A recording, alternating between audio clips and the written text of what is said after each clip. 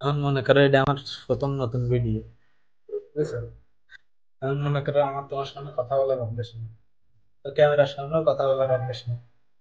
এখন আমার তো সংকোচ বোধ হবে, হবে না? ক্যামেরার সামনে যাতে কিন্তু আমার সংকোচ বোধ হবে। তারপরে আস্তে আস্তে যাতে যাতে মনে করো আজকে আমার এই যে ভিডিওটা, এই ভিডিওটা আজকে আমি করতেছি, করতেছি না, আমার কথার ভিতরে জড়তা থাকতেছে, থাকতেছে কেন? জড়তা থাকতেছে, বারবার এক কথা বলতেছে আর এক কথা বলতেছে, জড়াই যাচ্ছে। লিখে নিয়ে ওটা আলাদা ব্যাপার, মন জড়াই যাচ্ছে।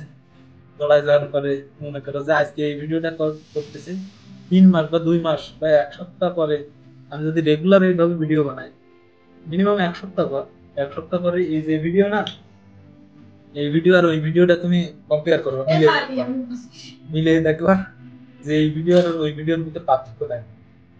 যখন তুমি নিজেই দেখো তখন তুমি বুঝতে পারবা যে তোমার ভিতর কতটুকু পরিবর্তন হয়েছে, বুঝেছো? এই জন্য আমি তোমার সামনে ভিডিও বানাতে চাচ্ছি না। আমি চাচ্ছি যে তুমি একটু বাইরে টাইরে থাকো। না এখন না, আপাতত আমি করতেছি না।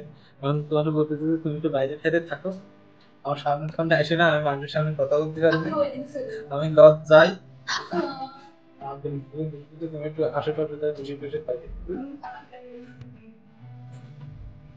তোমার পা দিচ্ছি ভাই, মাফ কর।